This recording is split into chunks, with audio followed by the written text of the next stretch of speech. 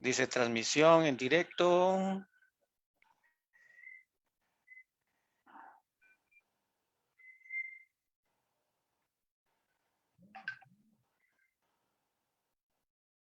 Yo creo que ya está. ¿Ya Ya estamos? estamos. Ajá, sí. Bueno. Bueno, entonces, muchas gracias a todos y a todas las que se han podido conectar a esta transmisión en vivo.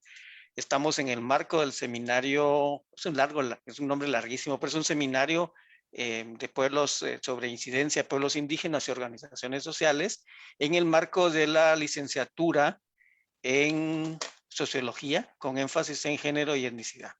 Entonces, tenemos este día el gran placer, el gran orgullo realmente de tener a un académico de alto nivel como es Edgar Schitt, y obviamente vamos a aprovechar al máximo esta oportunidad de escuchar de un académico de este nivel, obviamente sobre el tema pactado. Entonces le doy la palabra, bueno, bienvenida obviamente a este conversatorio, y le doy la palabra al doctor Haroldo Camposeco, que es el organizador de este evento.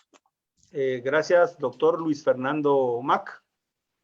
Para nosotros, para la Escuela de Ciencia Política, para el área de Sociología y particularmente para el seminario sobre estrategia de incidencia de los pueblos indígenas y las organizaciones sociales en Guatemala.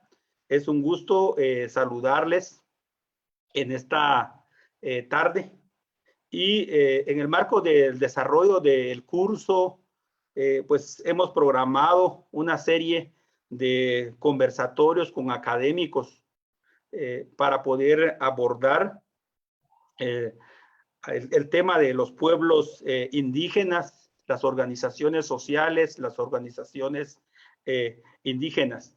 Entonces, pues para nosotros es un gusto presentar al doctor Edgar Schitt, quien actualmente y ha sido profesor investigador del Instituto de Estudios Interétnicos y de los Pueblos Indígenas de la Universidad de San Carlos de Guatemala. Él es licenciado en Historia por la Universidad de San Carlos de Guatemala, es máster en Antropología Social por el CIESAS Sureste México y doctor en Ciencias Sociales por el Colegio de Michoacán, México.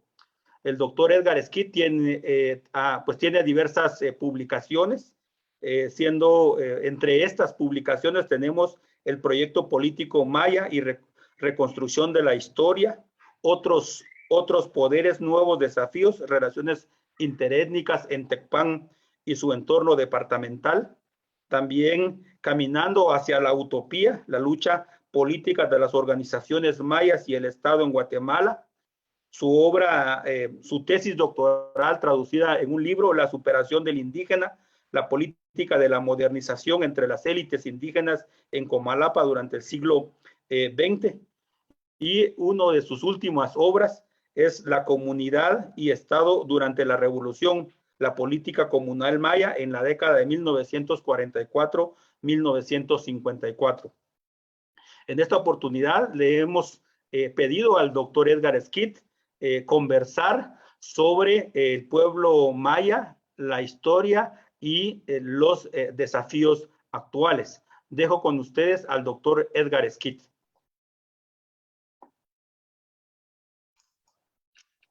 Gracias, Haroldo, por la presentación y gracias por la invitación para participar en la clase que se ha programado, ¿no? Para hablar sobre pueblo maya, historia y sus perspectivas actuales.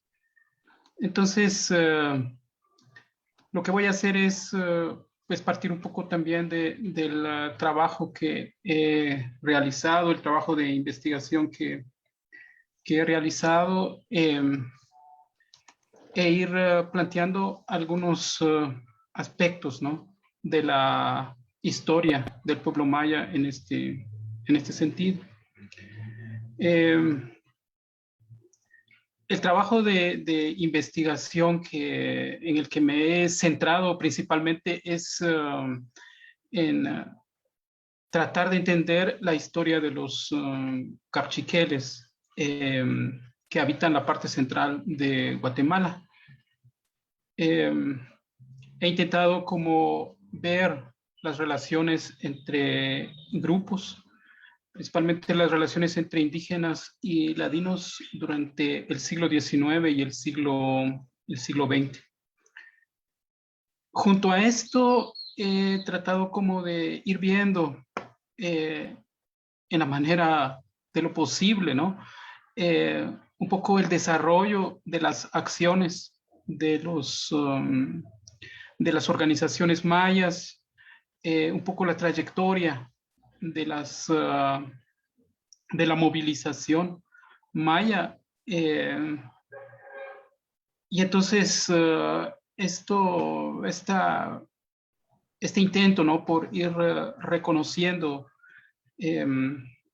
esta historia vinculado a lo que está pasando, a lo que ha pasado durante el siglo XIX y XX, pues me ha parecido algo importante para ir entendiendo, ¿no? La relación entre comunidad y la organización maya, digamos, de los años 70, de los años 80. En este momento estoy llevando adelante un proyecto de investigación sobre las relaciones entre organizaciones mayas o el surgimiento de organizaciones mayas durante la década de los 70. Y mi intento acá es como historizar la organización, pero también entender las perspectivas políticas que se van constituyendo, ¿no? En esa década. Y si es posible, pues más adelante ir vinculando estas constitución de las organizaciones políticas indígenas de los 70 con lo que pasa más adelante, ¿no? Es decir, en los años 90 y todo esto. Mi intento no es como repetir lo que ya hicieron algunos otros investigadores como Santiago Bastos o Manuela Camus, sino mi intento es tratar de entender la relación entre la constitución de estas organizaciones y lo que yo estoy entendiendo ahorita como las luchas por autonomía de de estas organizaciones y de las comunidades indígenas durante el siglo XIX y el siglo XX. Entonces, son varias cosas.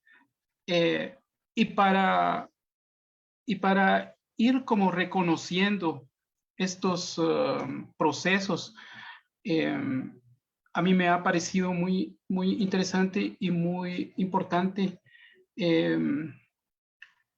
los planteamientos de Rosberry con relación a campo social y a hegemonía.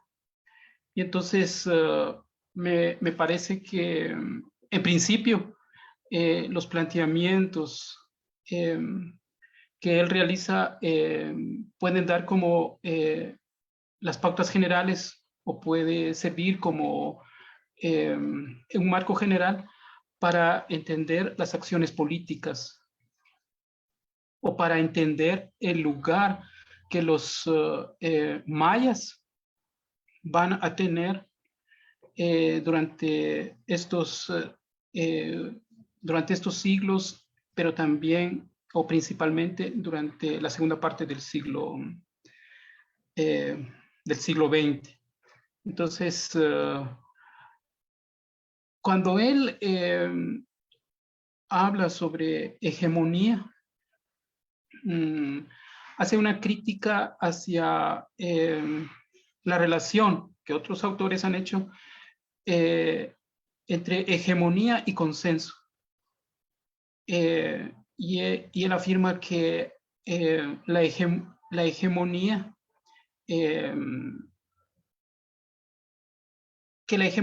está vinculando procesos que van más allá del consenso, ¿no?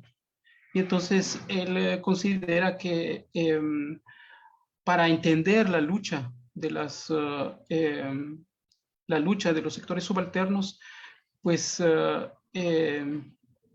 que entender las maneras, las formas en que se van constituyendo los procesos de dominación, la forma en que a través de estos procesos se moldean palabras, se moldean imágenes, símbolos, formas y las organizaciones mismas.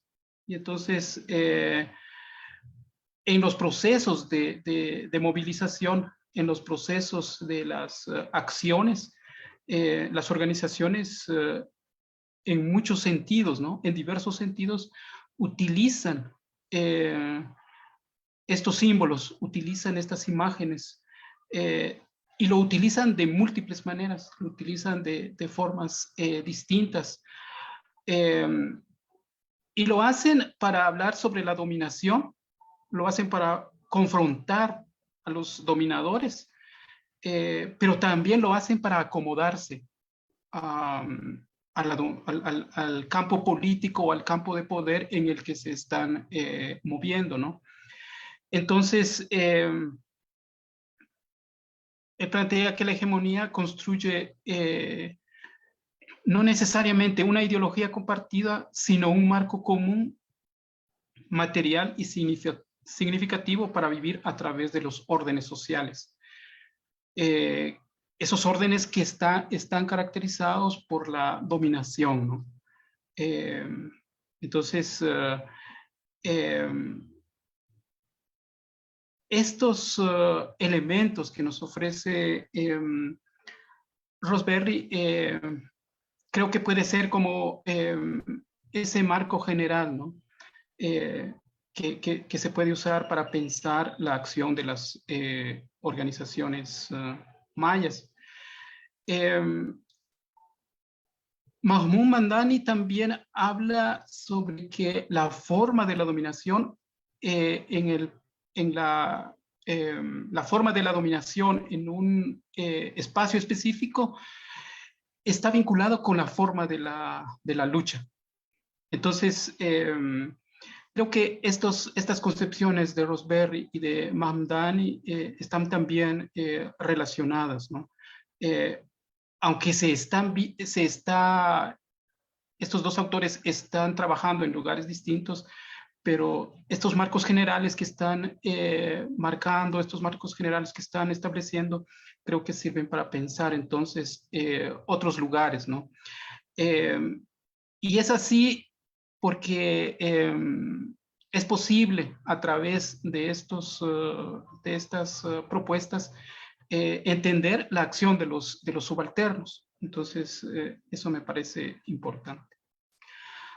Ahora, a pesar de que estos marcos son generales y podemos a través de ellos intentar entender los posicionamientos de los actores sociales, pues me parece que también hay particularidades que hay que destacar cuando uno llega al campo específico, ¿no?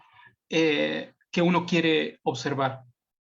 Entonces, estos marcos generales pues se van particularizando, podemos ir identificando las maneras más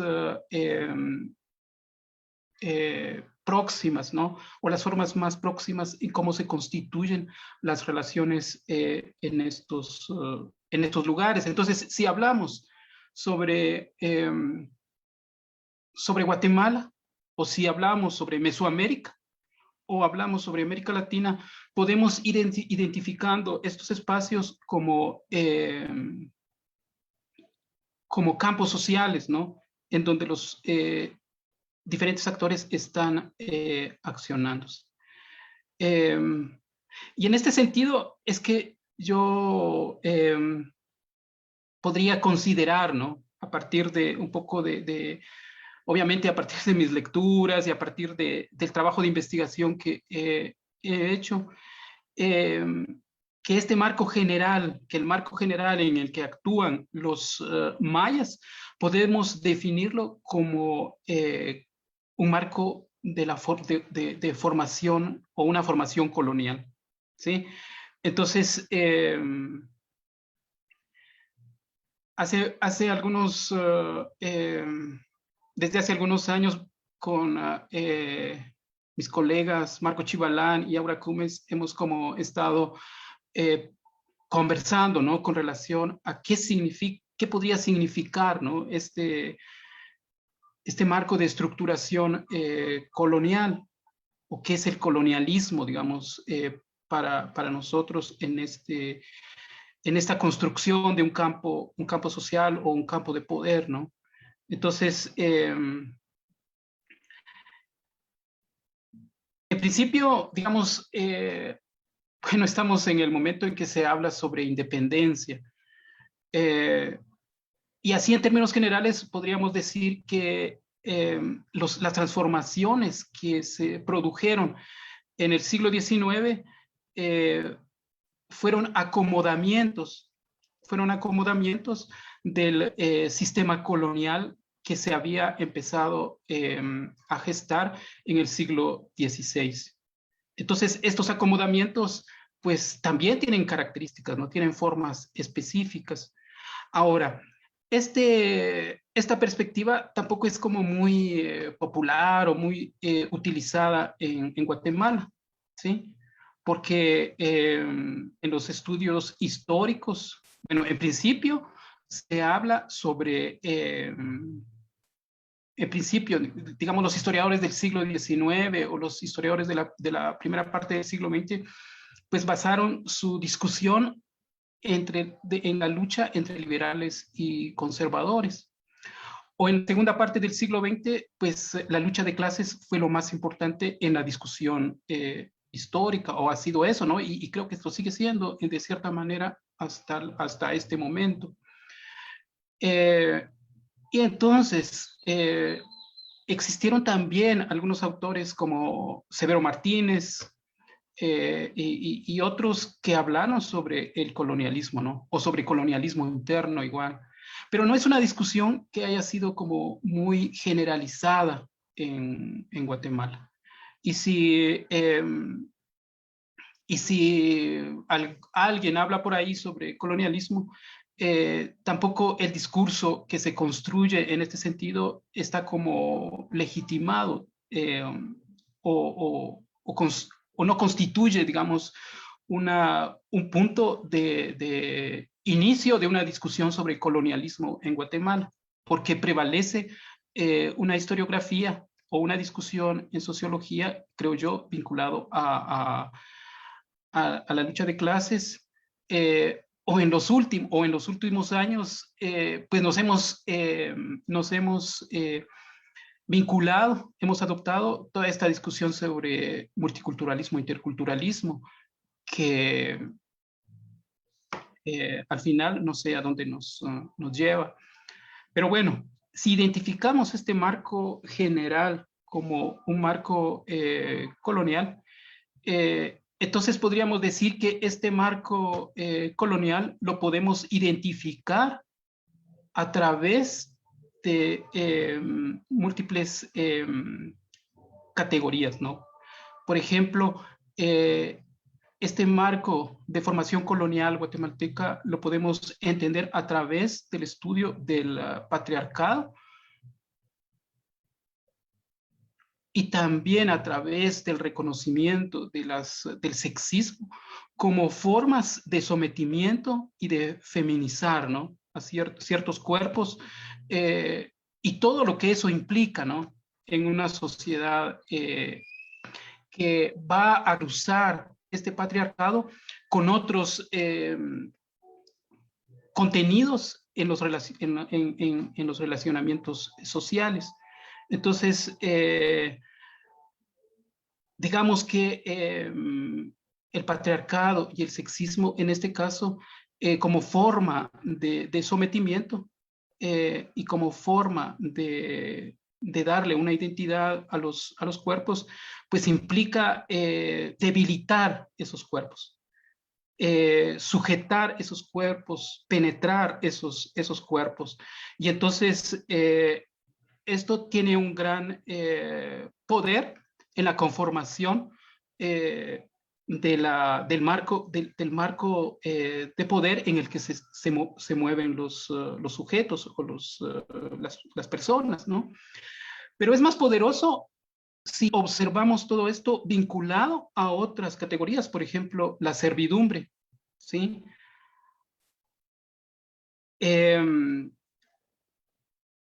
Y junto a esto, las acciones de despojo, la racialización, el racismo y las formas de gobierno establecidas sobre los pueblos, ¿no? Las comunidades o los subalternos.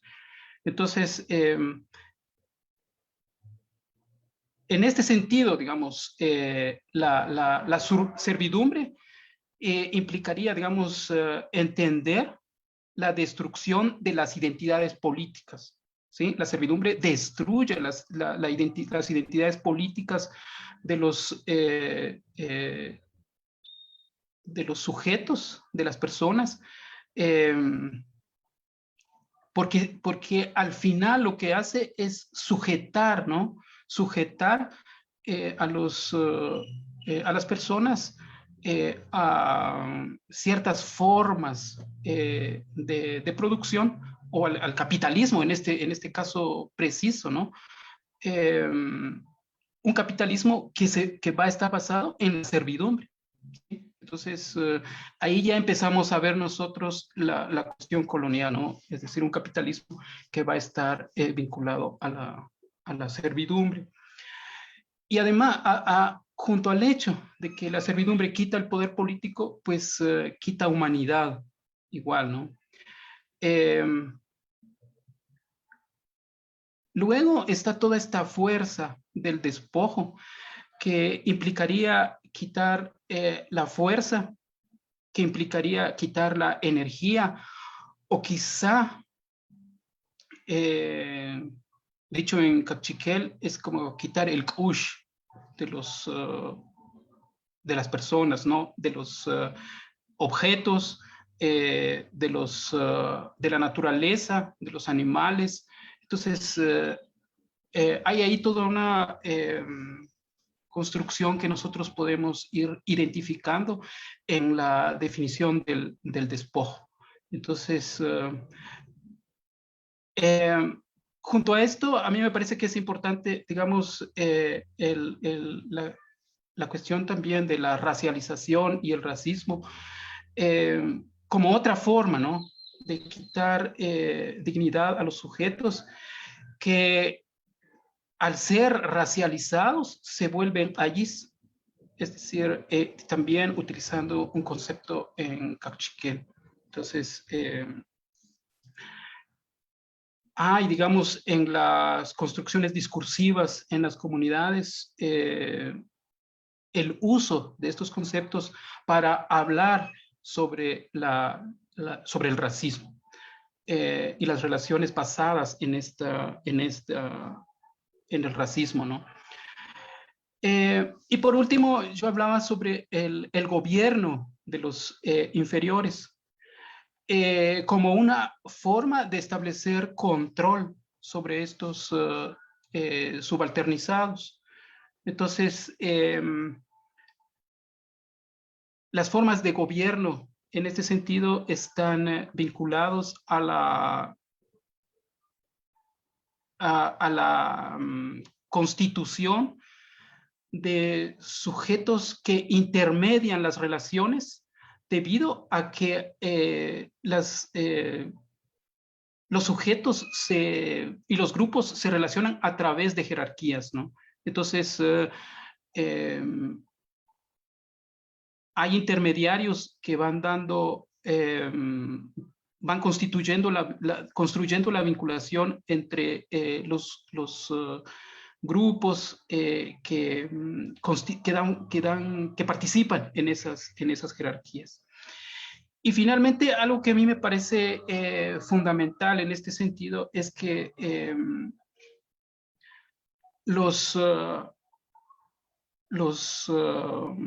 todas estas categorías de relacionamiento están cruzadas por la violencia, ¿sí? Por esta violencia organizada por los grupos dominantes, por las clases dominantes, por las personas interesadas, ¿sí? Por los que participan en todos estos procesos. Hay, digamos, toda una organización de la violencia por estos grupos que creo que en muchos sentidos están cruzando, ¿no? Están cruzando eh, las relaciones patriarcales, las relaciones de despojo, las relaciones de la racialización. Y creo que aquí nosotros podríamos como usar el concepto de Mbembe, creo que se pronuncia, de necropolítica, ¿no? ¿Sí? Es decir, toda esta tecnología, toda esta construcción para matar, ¿no? Al sujeto colonizado o para matarlo, digamos, quizá a través del genocidio, pero creo que también se podría utilizar este concepto para pensar cómo los grupos que dominan van construyendo, digamos, estas formas de matar poco a poco, por decirlo así, ¿no?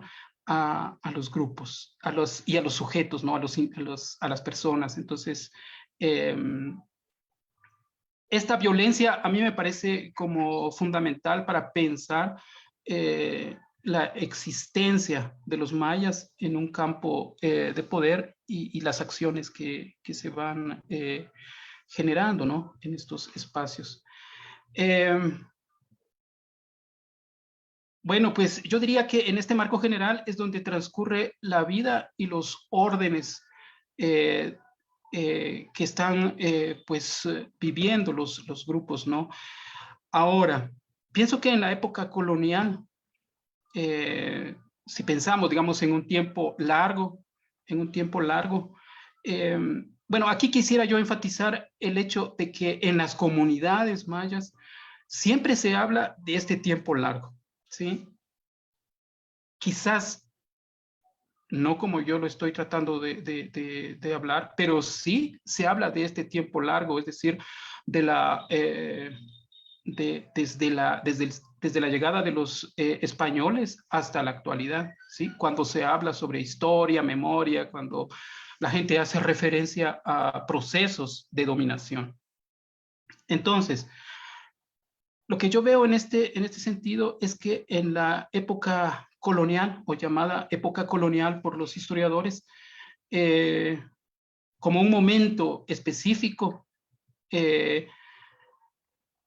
sí hubo órdenes, digamos, o sistemas de vida o formas de vida de los indígenas que estuvieron afuera de este sistema colonial, ¿sí?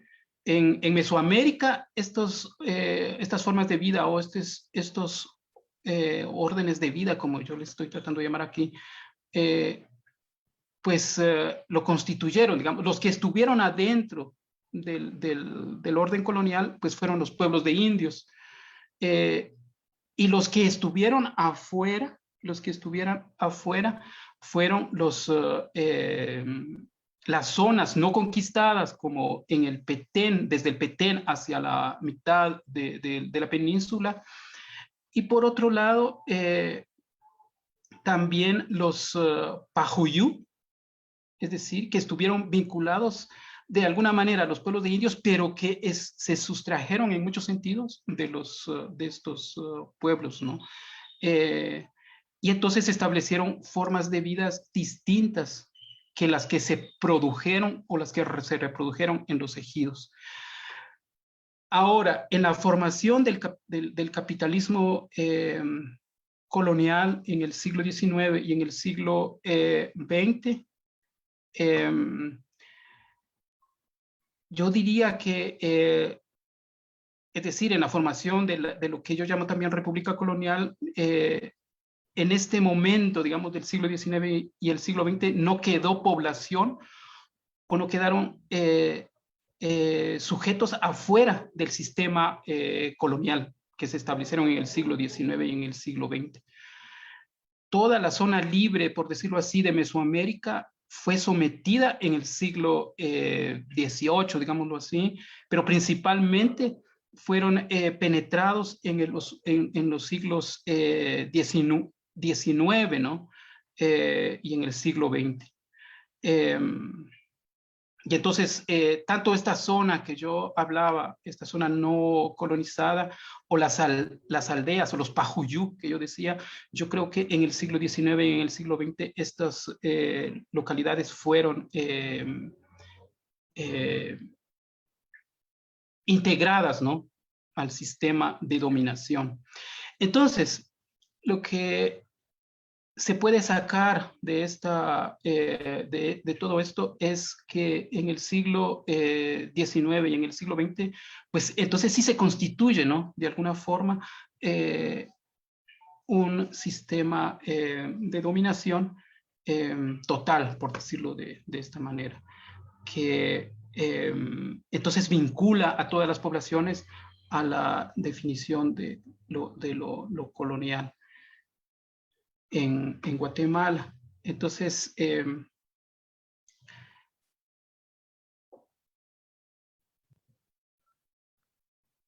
ahora, otro hecho, digamos, en este proceso que estoy tratando de explicar, es que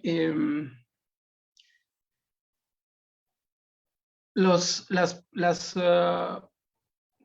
grupos indígenas tratan de enfrentar, digamos, estas categorías de dominación en estos procesos, pero en su intento por enfrentar estas formas de la dominación, entre la lucha y la resistencia, los grupos subalternizados o los grupos mayas, en este caso específico, se vinculan en muchos momentos a estos poderes. Es decir, que a pesar de que los líderes mayas pueden oponerse de ciertas maneras a la dominación, en otros momentos pueden usar el lenguaje del poder, o es decir, en estos mismos procesos ellos tratan de usar el lenguaje del poder o los instrumentos del poder para confrontar, pero en muchos otros momentos, al tratar, o en esos mismos momentos, al tratar de utilizar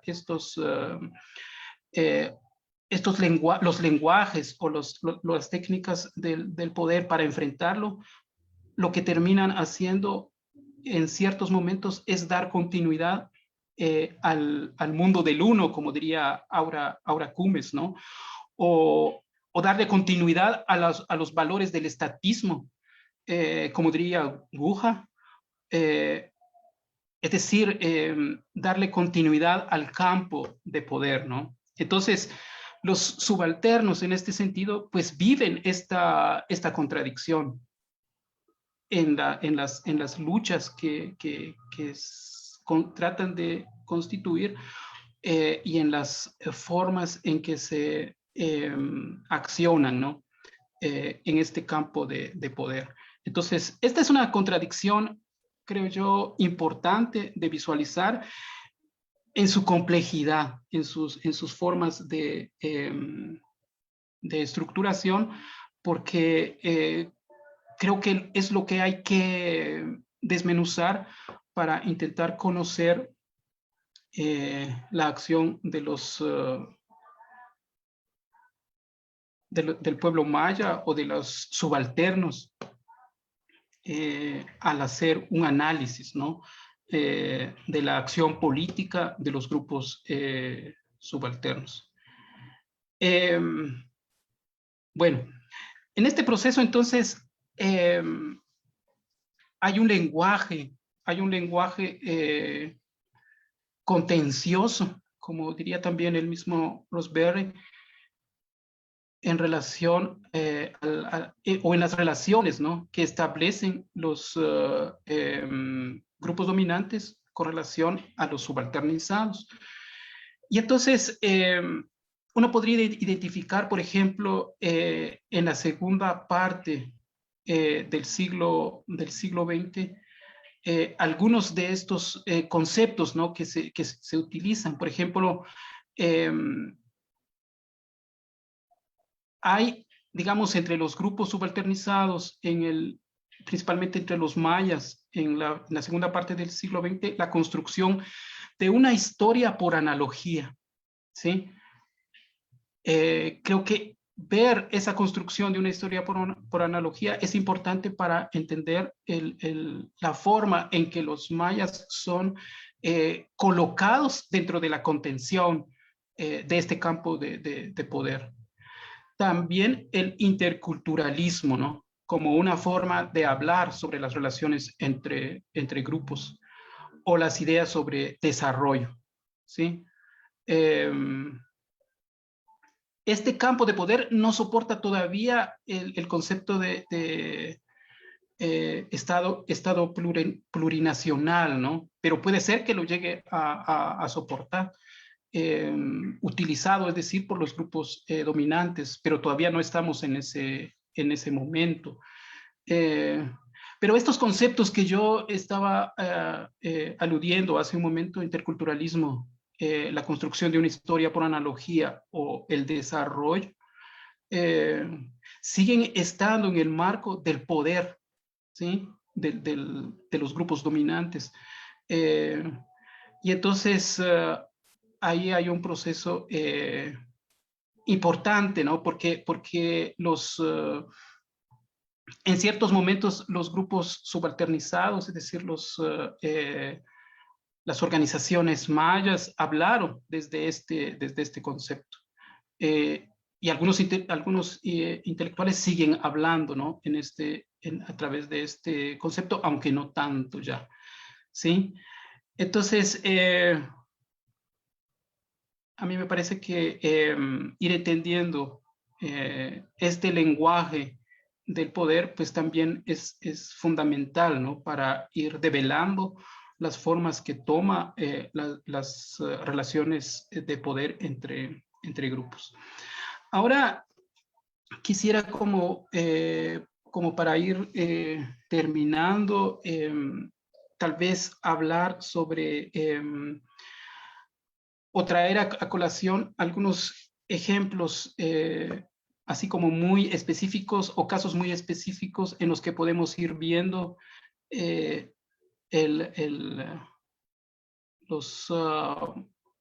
las formas de actuar, ¿no?, de algunas organizaciones mayas en los procesos políticos o en este campo de poder, ¿sí? Entonces voy a hablar sobre la constitución del partido político del Frente Indígena Nacional en los años de 1977, 78 del siglo XX, ¿sí?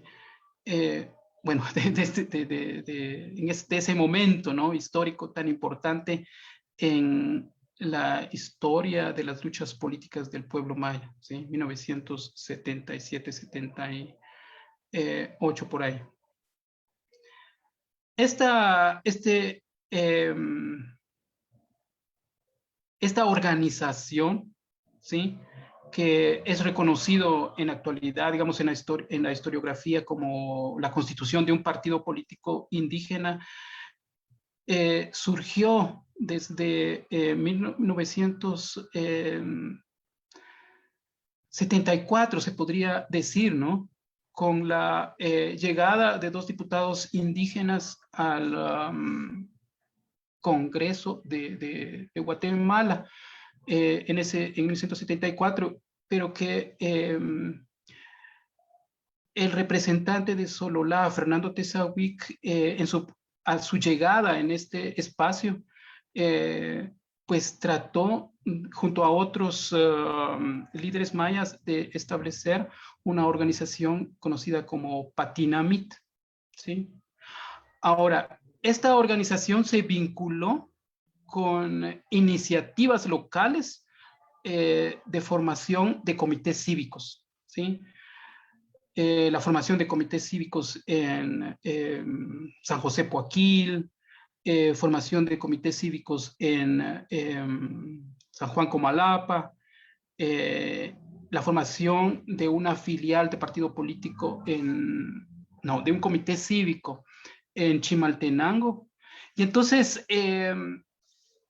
esta vinculación entre líderes a partir de comités cívicos locales dio como la fuerza para cuestionar de alguna manera la exclusión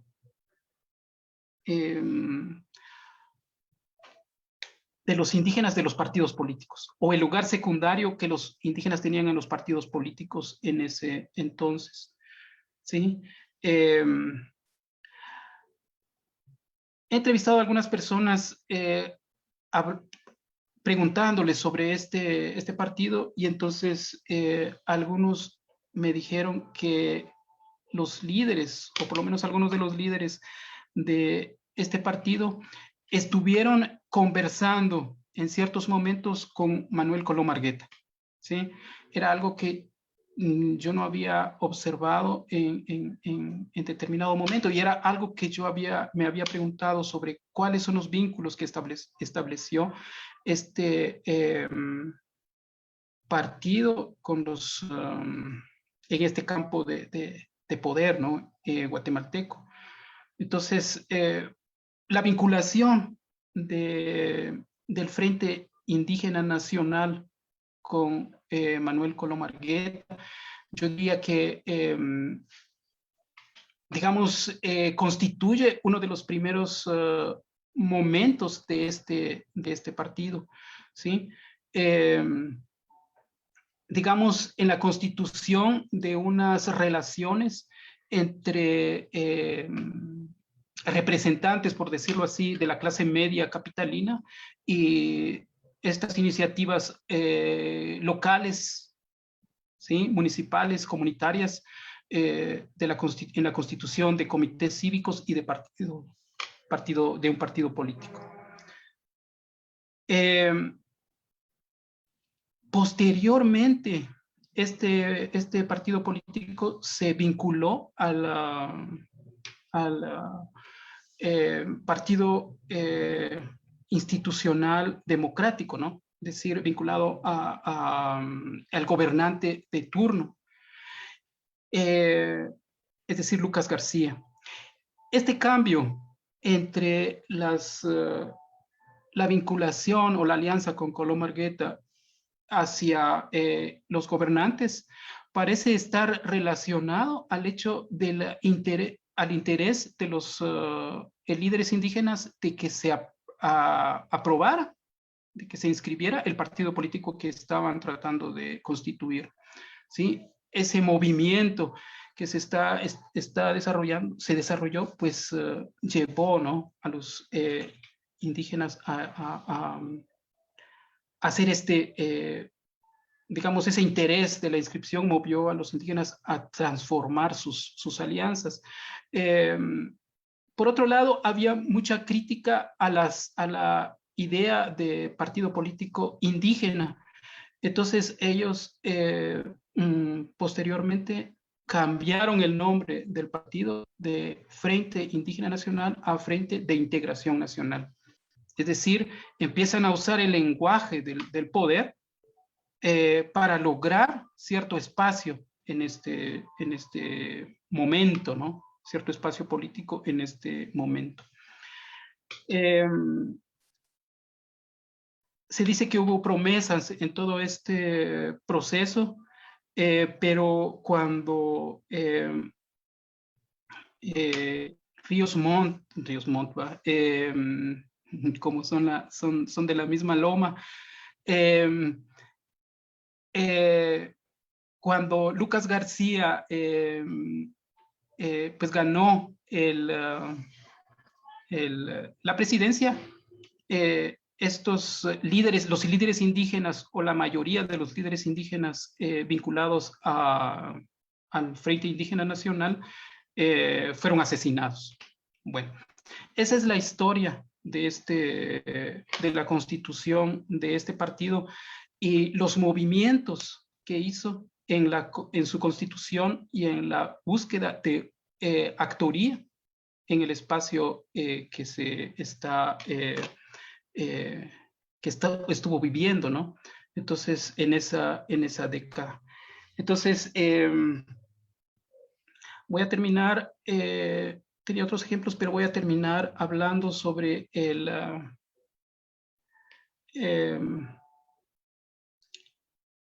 sobre lo que acontece en este momento, ¿no? Que a lo mejor es lo que les interesa más a ustedes como en sociología, ¿no? Entonces, pero creo que vale mucho también esta perspectiva histórica.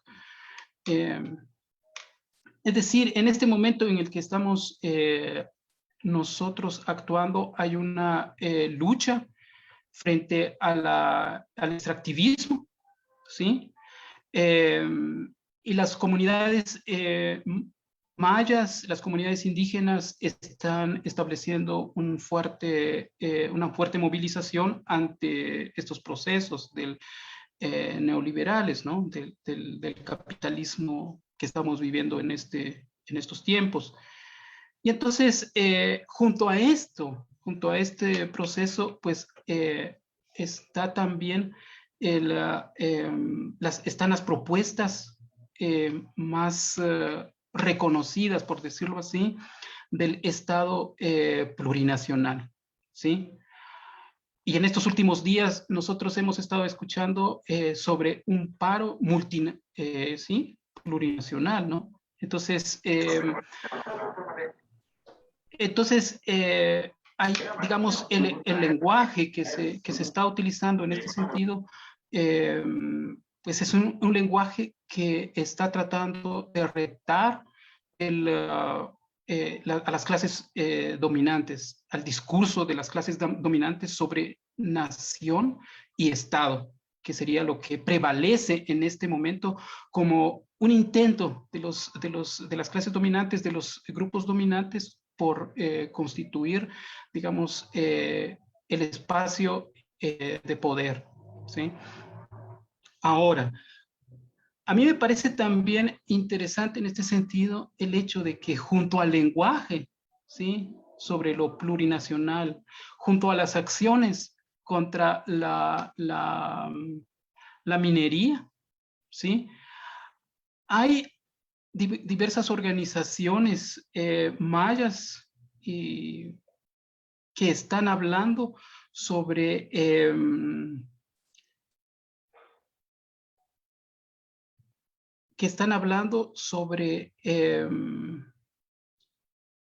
la nación o sobre el Estado, ¿sí? O están utilizando el lenguaje del poder, pues. Por ejemplo, digamos, algunas frases que yo he escuchado, dice, este país que todos queremos, ¿no?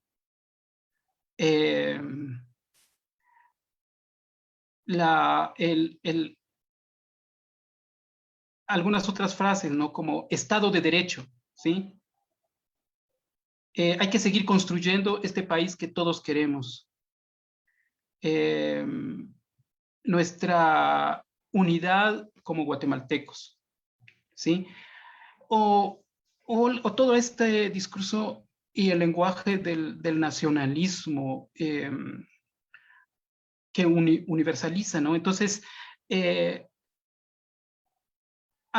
digamos, uno puede escuchar estas frases en los discursos de líderes mayas, es decir, pero junto al hecho de hablar sobre Estado plurinacional, hay otros, los mismos, en diferentes momentos o en el mismo momento, que también están usando el lenguaje del poder. Y entonces,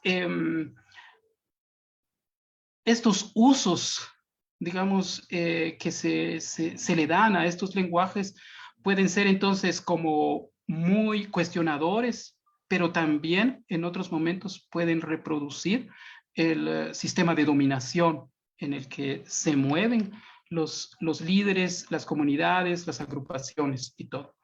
Entonces, yo he querido como dejar presente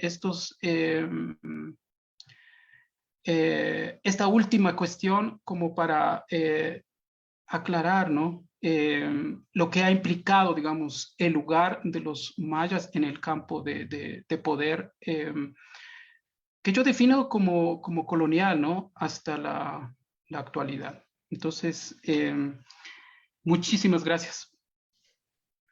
Gracias, doctor Edgar Skid, por pues esta conferencia que nos ha brindado.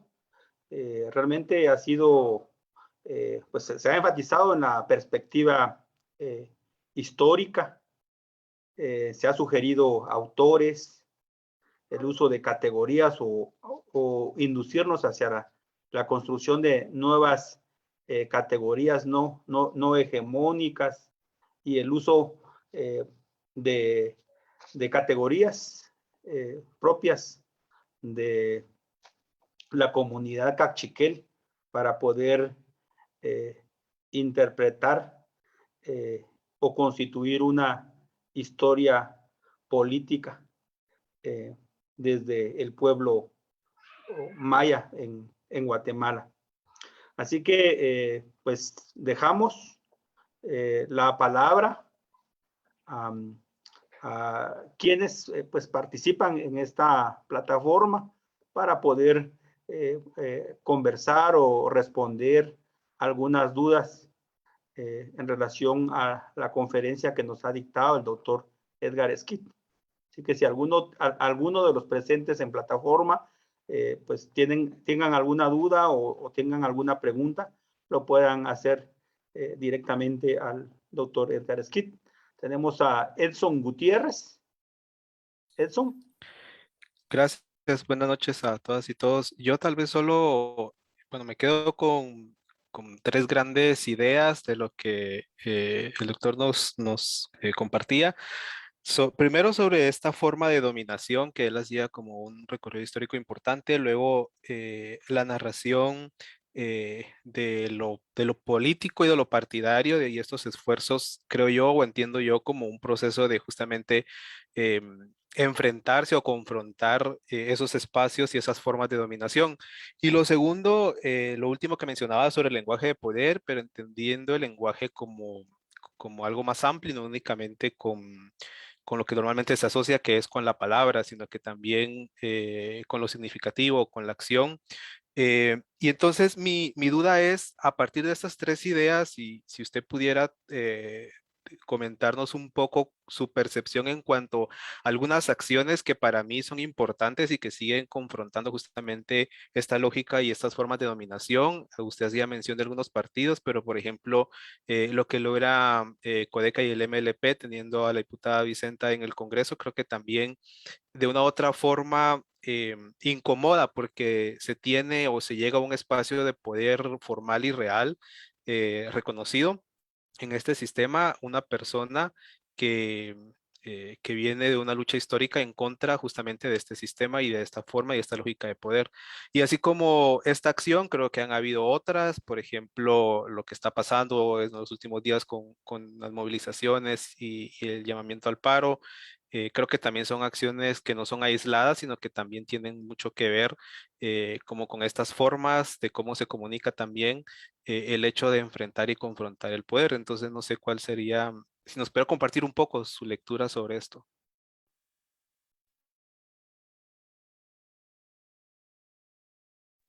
Tenemos también una pregunta por parte de Edmundo Urrutia. No sé si hacemos primero esa. Sí, sí, el doctor Edmundo. ¿Me escuchan? Sí. ¿Sí se le escucha? Muy buenas tardes, mucho gusto a todos, a todas. Gracias, Edgar. Realmente tu ponencia es muy sugerente, teóricamente sugerente sobre todo, el marco con el que vos estás, digamos, abordando este tema tan importante, digamos que genera una serie de reflexiones. Yo me quisiera referir al tema de lenguaje. Realmente ahí haces un énfasis que creo yo que vale la pena seguir pensando. El tema de un discurso aparentemente contestatario o crítico, pero que todavía se mantiene dentro de los parámetros de una relación de dominación. Y haces una referencia directamente al concepto de Estado-nación y específicamente el concepto de Estado plurinacional. El tema de lenguaje, en este caso particular, si somos, digamos, atentos a lo que estás planteando, significaría la creación de un propio lenguaje, un lenguaje de los grupos subalternos, un lenguaje nuevo, un lenguaje no marcado por, digamos, el discurso dominante. Entonces, yo siempre tengo dificultades con esto porque el tema sería trascender, como muchos líderes mayas lo plantean, trascender no solamente un marco de dominación, sino incluso de una civilización. Se oye a veces decir, bueno, pues es que nosotros no somos occidentales, ese es el discurso de la civilización occidental. Entonces, esto que lo que estás planteando tú es como, digamos, un discurso en el marco de una nueva civilización o una nueva forma de pensar el mundo, la vida, el otro, la naturaleza, etc. Y eso, pues, digamos, es un desafío muy grande el que tiene el movimiento y las organizaciones mayas. Por último y brevemente, quisiera que me señalaras así de manera breve, en el marco de tu ponencia, en el marco teórico, en tu visión histórica, el tema del conflicto armado y el proceso de paz no aparece, bueno, no apareció ahorita, digamos, pero yo creo que hay ahora sí un consenso en el mundo académico y de los científicos sociales, antropólogos, que el conflicto armado y el proceso de paz, pero sobre todo viendo en conjunto ese periodo, ahí hay un profundo cambio. Ahí, es decir, ahí hay una ruptura, una cesura, un nuevo comienzo o un nuevo periodo histórico. O no. Es decir, puede ser que para tu perspectiva no hay ahí un cambio profundo, digamos, una nueva época, la emergencia de un nuevo sujeto. Yo no sé si eso es pertinente a lo que te preocupa o no. Bueno, también,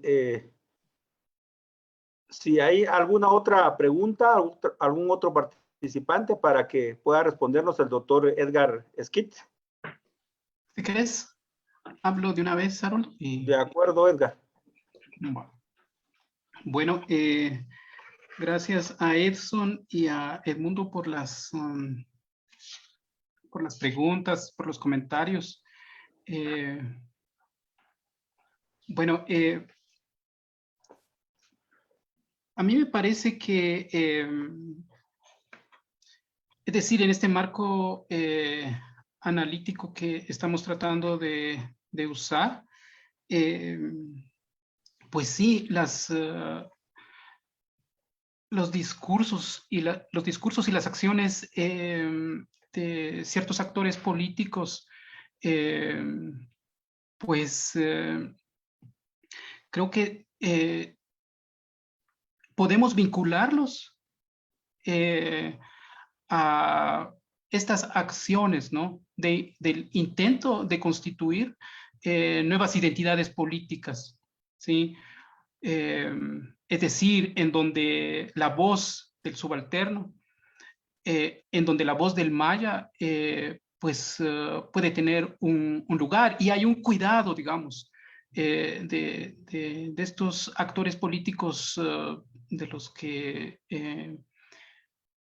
mencionaste, Edson, específicamente, ¿no? De la diputada de Codeca y de algunos otros actores que tienen el cuidado, ¿no? De construir, en su intento de construir esta identidad política maya desde este espacio, y de cuestionar desde este espacio, y como han dicho algunos líderes mayas, ¿no? De cuestionar desde adentro, ¿sí? Para mí que en este sentido, pues sí se cumple, ¿no? Cuestionar desde adentro. Ahora, el hecho de que los mayas puedan participar solamente, digamos, pasando por los partidos políticos, eso me parece algo complicado, ¿no? Vinculando todo esto a lo que Edmundo también ha dicho, ¿no? Con relación a la constitución de unas formas nuevas, totalmente no conocidas de nuestra civilización, ¿no? Por decirlo de esta manera, o de la constitución de formas políticas que nunca hemos utilizado, ¿no? O que han sido utilizadas, como por ejemplo lo que yo decía hace un rato de los Pajuyú, ¿sí? Seguramente en ese espacio hubo política, ¿no? En el siglo XIX, pero que el Estado, digamos, en el siglo XIX nunca reconoció esto, o lo destruyó, por otro lado, ¿sí? Entonces, los mayas en este momento pueden hablar, pero solamente si pasan por las instituciones definidas por el poder, ¿sí? De las clases dominantes, o de los grupos, digamos, de las élites que dominan en el país, ¿no? De los interesados, digamos, en estos procesos. Entonces, para mí que eso nos dice mucho con relación a la forma en que se estructuran las relaciones de poder, y los avances que, por decirlo así, ¿no? Los avances que hasta este momento han tenido las organizaciones. Para mí que en este momento organizaciones como Codeca o las mismas organizaciones mayas en otros momentos están como en un momento primario, por decirlo así, de la lucha política. Después del genocidio, después de todo el proceso de violencia que se vivió, en este momento hay una emergencia, ¿no? Hay un surgimiento de actores políticos, pero que están en un momento primario, por decirlo de esta manera, de la acción política. Entonces, puede ser, ¿no? Yo no digamos que estoy criticando en este momento el hecho de que los mayas solo pueden hablar a través de los partidos políticos, ¿sí? Puede ser de que este proceso los lleve, por ejemplo, nos lleve a una especie de Bolivia.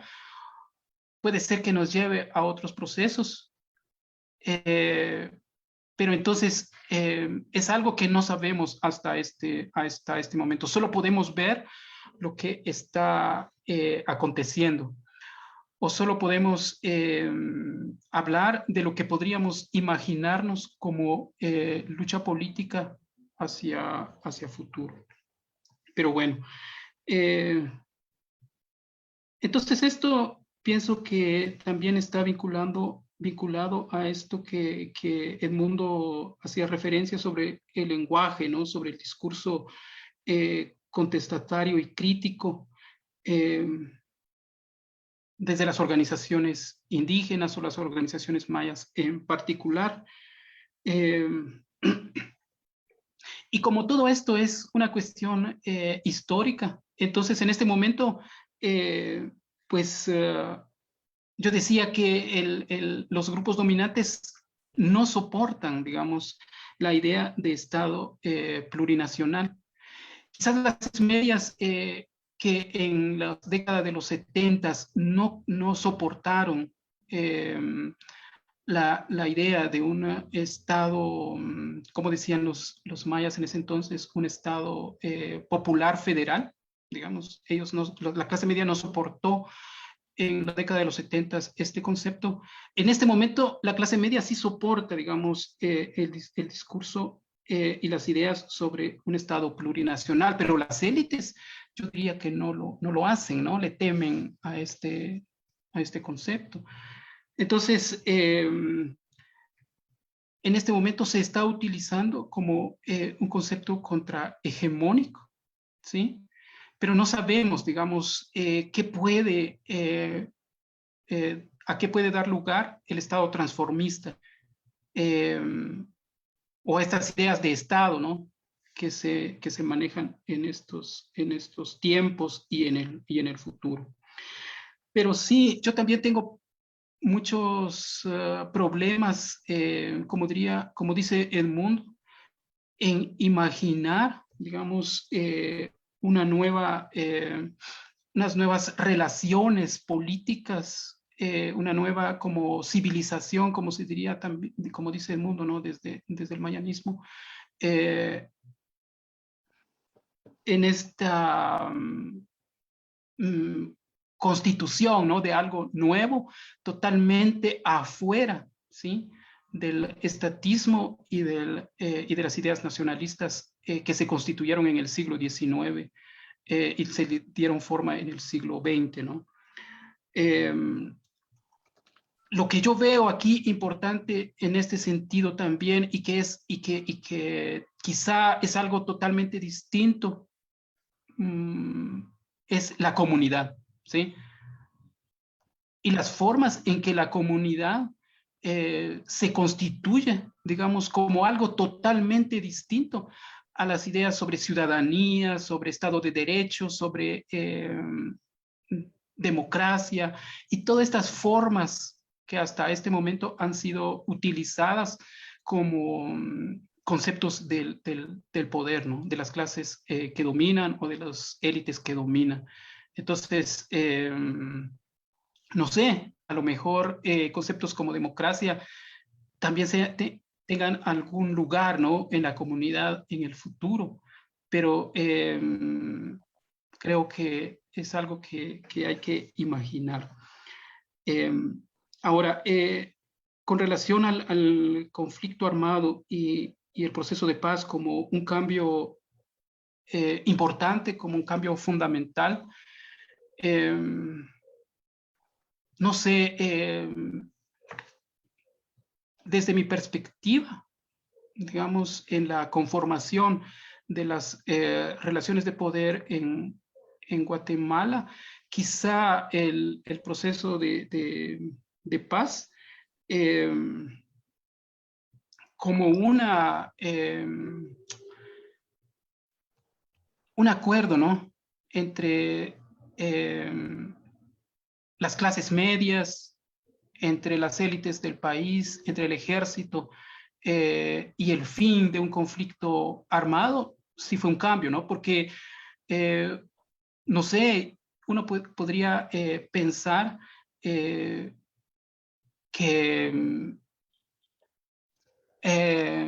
la guerra nunca iba a terminar, ¿no? Para mí eso fue algo fundamental para los que vivimos, digamos, en ese momento, para los que crecimos en ese momento.